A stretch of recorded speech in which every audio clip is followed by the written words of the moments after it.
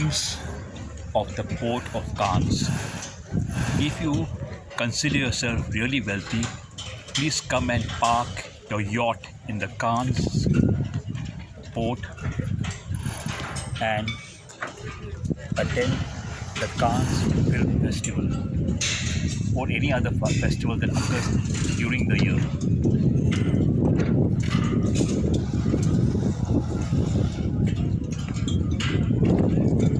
I can't help admiring these bikes.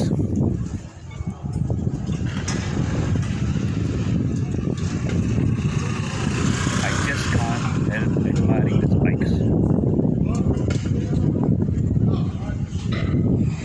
All parked next to the Cannes port, which has some of the world's costly yachts parked